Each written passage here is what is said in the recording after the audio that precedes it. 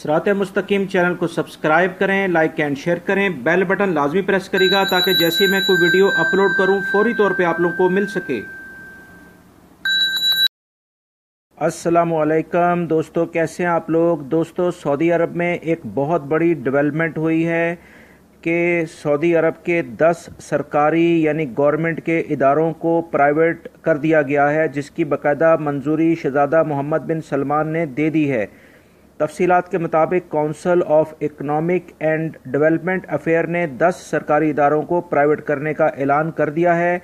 Alamy के मुताबिक इन 10 सरकारी शोबों को विजन 2030 के तहत कौमी मईशत के ज़रिए बहुत सारे प्रोग्रामों में आसानी के साथ हिस्सा लेने में मदद के लिए प्राइवेट किया गया है। इन कौन कौन से शोबे हैं, इनकी मैं तफसीलात आपसे पहले ये बताता हूँ कि इन 10 शोबों को प्राइवेट करने से सऊदी अरब में जो इनकी ख़रीदार कंपनियां हैं वो अरबों डॉलर का यहाँ सरमाया करेंगी, जिससे आने वाले कुछ ही सालों में सऊदी अरब में बेशुमार सऊदी और गैर मुल्की अफराद को मुलाजमत के मौके पैदा होंगे इंशाअल्लाह। दोस्तों, ये 10 शोबे जो है बहुत इम्पोर्टेंट और बहुत ज़्यादा आप इनको जानते हैं। इन 10 शोबे में हज व उम्रा का जो वजारत है वो, माहौलियात की वजारत यानी इन्वायरमेंटल जो मिनिस्ट्री है वो, एग्रीकल्चर ज़राअत वाला है, नकलो हमल यानी ट्रांसपोर्टेशन, मिनिस्ट्री ऑफ लेबर जिसे आप वजारत अमल कहते हैं, टेलीकम्युनिकेशन और इंफॉर्मेशन की वजारत, वजारत पानी, वजारत सेहत और वजारत रहाइश यानी हाउसिंग की मिनिस्ट्री और वजारत तालीम इसमें शामिल हैं। दोस्तों, ये 10 शोबे बहुत इम्पोर्टेंट हैं, किसी भी कंट्री के लिए बहुत इम्पोर्टेंट होते हैं और इन 10 शोबों में अब अरबों डॉलर की गैर मुल्की सरमायाकारी होगी, जिसकी वजह से यहाँ पर रोज़गार के बहुत ज़्यादा मौके पैदा होंगे। दोस्तों, मैं जैसे आपको अपनी पिछली बहुत सारी वीडियोस के अंदर ये बार बार बताता आया हूँ कि सऊदी अरब अब तब्दीली की तरफ जा रहा है। सऊदी अरब में बहुत ज़्यादा सरमायाकारी आ रही है। जैसे आप जानते हैं कि इन 10 शोबों का मैंने भी आपसे जिक्र किया है, इसमें 99.99% जो है वो सऊदी शहरी सिर्फ काम करते थे, क्योंकि ये गवर्नमेंट के सारे शोबे थे। अब जब ये प्राइवेट होंगे तो इनमें गैर मुल्की अफराद की भी गुंजाइश पैदा होगी और इस तरह जो भी कोई नई मैनेजमेंट यानी कि जो ख़रीदार इनके होंगे या इसमें जितने भी परसेंट शेयर लेंगे वो इन 10 शोबों में अपने मुताबिक लोगों को भी जो है कारकर्दगी के लिहाज से, चाहे वो सऊदी शहरी हों या गैर मुल्की हों, उनको इसमें अपनी ज़रूरियात के मुताबिक लाजमी तौर पे मुलाजमतें भी देंगे। लिहाजा अब इन 10 शोबों के प्राइवेट सेक्टर में आने से गैर मुल्कियों को भी इन महकमों में मुलाजमत मिलने की उम्मीदें पैदा हो गई हैं। इन बहुत अहम 10 शोबों को प्राइवेट करने से सऊदी अरब में ख़रीदार कंपनियां अरबों डॉलर की सरमायाकारी कर रही हैं, जिसके बारे में अभी शहजादा मोहम्मद बिन सलमान ने, जो अमेरिका और उसके बाद फ्रांस और स्पेन में और भी दूसरे मुल्कों से जो रवाबित हुए हैं, उनके साथ जो मुआहदे हुए हैं विजन 2030 के तहत अरबों डॉलर की सरमायाकारी आ रही है। दोस्तों, ये वो सारे प्रोजेक्ट्स हैं अब जो एक एक करके शुरू हो रहे हैं, जिनके बारे में अब मैं अपनी पिछली कई वीडियो में इस तरफ इशारा करता रहा हूं कि 2020 तक सऊदीया के हालात रोज़गार के लिहाज से आज के हालात से बहुत ज़्यादा बेहतर हो जाएंगे इंशाअल्लाह। इनामात का झांसा देकर लूटने वाले 11 अफराद गिरफ्तार कर लिए गए हैं। तफसीलात के मुताबिक रियाद से खबर आई है कि मक्का मुकरमा पुलिस के तर्जुमान ने वाज़ह किया है कि जद्दा पुलिस ने इनामात का झांसा देकर गैर मुल्की अफराद को बेवकूफ़ बनाने वाले एक गिरोह को गिरफ्तार कर लिया है। 11 अफराद पर मुश्तमिल ये गिरोह था और ये अर्रबवा मोहल्ले के एक फ्लैट को अड्डे के तौर पर इस्तेमाल कर रहा था। ये अफराद टेलीफोनिक राब्ते के ज़रिए, SMS के ज़रिए और व्हाट्सएप के ज़रिए गैर मुल्कियों को ये पैगाम भेजते थे कि फ़लाँ कंपनी या फ़लाँ तजारती मरकज़ की कुरा अंदाज़ी में आपके नाम से भारी इनाम निकला है। मज़ीद तफसीलात जानने के लिए निजी कवायफ और बैंक अकाउंट की तफसीलात तलब करते थे। इनके कब्ज़े से 19 मोबाइल और 36 मुख्तलिफ कंपनियों की सिमें बरामद हुई हैं और उन्होंने एतराफ़ किया है कि वो ये तरीक़ाकार इख्तियार करके गैर मुल्कियों को धोखा दे रहे थे। इन्हें हिरासत में लेकर पब्लिक प्रोसिक्यूशन की तहवील में दे दिया गया है, जहां मजीद कार्रवाई जारी है। دوستو پچھلے دنوں مختلف جو کمپنیز ہیں اور وہ اس بارے میں واضح طور پہ میسیجز لوگوں کو کر چکی ہیں کہ اگر اس طرح سے دھوکہ دہی والے میسیجز آپ کو آتے ہیں یا کوئی کال آتی ہے تو ان کمپنیز کو فوری طور پہ ان کے کسٹمر سینٹر سے رابطہ کیا جائے اور اس بارے میں اطلاع دی جائے تاکہ ایسے افراد جو ہے ان کے خلاف سخت کارروائی کی جائے۔ دوستو مجھے خود بھی اس طرح سے ایک کال آئی تھی جس کے بارے میں نے اس سے جب بات کی تو کیونکہ میں نے اس کو بتایا کہ آپ غلط بیانی کر رہے ہیں تو وہ گالم گلوچ پہ وہ شخص آ گیا اور اس کے بعد اس کی میں نے باقاعدہ اس کمپنی کے نمبر پر کمپلین کی جس کمپنی کا نمبر مجھے وہ شو ہوا تھا۔ تو لہٰذا ایسے افراد جو ہے ان کے خلاف سخت کارروائی کریں، لالچ میں کبھی بھی نہ آئیں کیونکہ لالچ کا انجام ہمیشہ برا ہوتا ہے، اور ایسے افراد جو کہ دھوکہ دہی سے صرف ایسے افراد کو لالچ دے کر کہ ان کا کوئی انعام نکلا ہے جبکہ اس کا کوئی اصل میں حقیقت نہیں ہوتی، ان کے صرف قوائف معلوم کر کے ان کے اکاؤنٹ سے اور یا ان کے جو بھی ڈیٹا ان کے پاس ہوتا ہے اس سے وہ آن لائن پیسے نکلوا لیتے ہیں یا ان کو کسی جگہ پر پہلے ایڈوانس ان سے لے کر پھر غائب ہو جاتے ہیں۔ لہٰذا بہت احتیاط کریں اور ایسے کسی بھی گروہ کے چکر میں نہ آئیں۔ سعودی عرب میں تقریباً ماہانہ 10 لاکھ عمرہ زائرین آتے ہیں۔ تفصیلات کے مطابق جدہ سے کنگ عبدالعزیز انٹرنیشنل ایئرپورٹ نے اعداد و شمار جاری کر کے واضح کیا ہے کہ یکم صفر 1439 سے شروع ہونے والے حج کے عمرے کے موسم کے تحت اب تک تقریباً 64,31,604 عمرہ زائرین ارض مقدس آ چکے ہیں۔ ان میں سے 10 لاکھ ماہانہ کے تناسب سے یہاں پر آتے ہیں جبکہ 33,97,757 یہاں سے چلے جاتے ہیں۔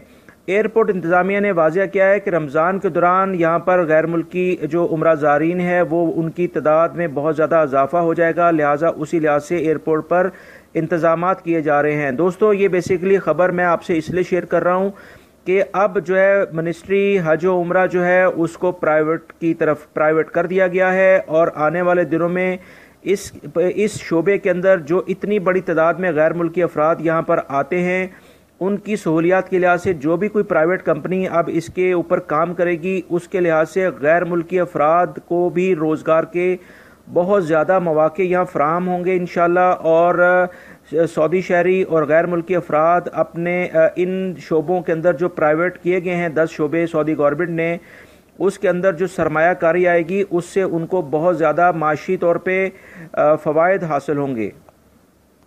ابو ظہبی پولیس نے منشیات فروش ایشیائی گروہ کو گرفتار کیا ہے۔ تفصیلات کے مطابق ابو ظہبی پولیس نے منشیات فروش کے الزام میں 20 ایشیائی گروہ کو گرفتار کر لیا ہے۔ گرفتار شدگان کے قبضے سے 20 کلو ہیروئن اور کرسٹل نامی نشہ آور مادہ ضبط کیا گیا ہے۔ مقامی اخبار کے مطابق گروہ کا تعلق ایک ایشیائی ملک سے ہے۔ ابو ظہبی پولیس کے مطابق گروہ کا سربراہ بین الملک مقیم ہے اور وہ اپنے ہم وطنوں پر مشتمل گروہ کو فون پر ہدایات دیتا رہا ہے۔ گروہ کے افراد کو الگ الگ گروہ میں تقسیم کیا گیا تھا۔ یہ سب ملک میں گروہ کے سربراہ کی ہدایت کے مطابق منشیات کو فروخت کرتے تھے۔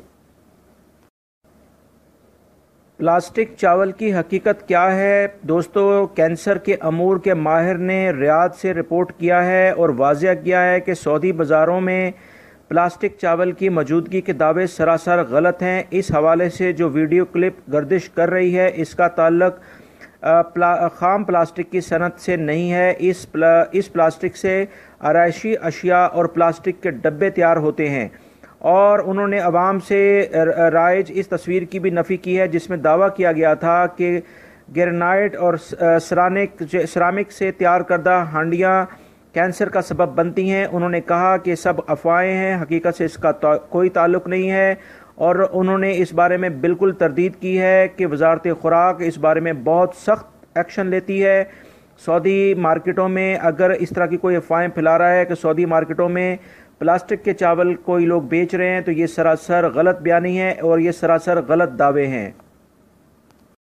دوستو کویت سے خبر آئی ہے کہ خداماؤں کو فرار کرانے پر معذرت کی ہے فلپائنی سفیر نے کویتی حکومت سے۔ تفصیلات کے مطابق کویت میں کام کرنے والی خداماؤں کو فرار کرانے میں معذرت کر لی ہے۔ کویت میں متعین فلپائنی سفیر نے پریس کانفرنس کے دوران اپنے ملک کی طرف سے معذرت کی ہے۔ انہوں نے کہا کہ کویت میں 2,50,000 فلپائنی کام کرتے ہیں. ان کے حسن میزبانی پر ہم کویت کا بہت زیادہ شکریہ ادا کرتے ہیں. دوستو، پچھلے دنوں ایک فلپائنی خدامہ کی ایک ریفریجریٹر کے اندر لاش ملی تھی. اس کے بعد فلپائنی حکومت نے بہت زیادہ غم و غصے کا اظہار کیا تھا. باقاعدہ ان کے صدر نے اس بارے میں یہ کہا تھا کہ جتنے بھی فلپائنی کام کرتے ہیں وہ فوری طور پہ کویت سے واپس آ جائیں. اس کے بعد بہت زیادہ کچھ حالات خراب ہوئے تھے، مگر اس کے بعد اس ساری صورتحال میں کچھ جو فلپائن کے خفیہ ایجنسی کے اہلکار تھے وہ کویت میں جو خدامائی تھی فلپائنی ان کو فرار کرانے کی بھی کوشش کر رہے تھے. اس بارے میں کافی سارے جو خفیہ ایجنسی کے اہلکار تھے فلپائن کے، ان کو اریسٹ بھی کیا گیا. اور اب یہ صورتحال آئی ہے کہ فلپائن کا جو سفیر ہے وہ معذرت کر رہا ہے کویتی حکومت سے کہ خداموں کو فرار کرانے پر ہم معذرت کرتے ہیں. کویتی میں فلپائنی سفیر نے پریس کانفرنس کر کے یہ اعلان کیا ہے.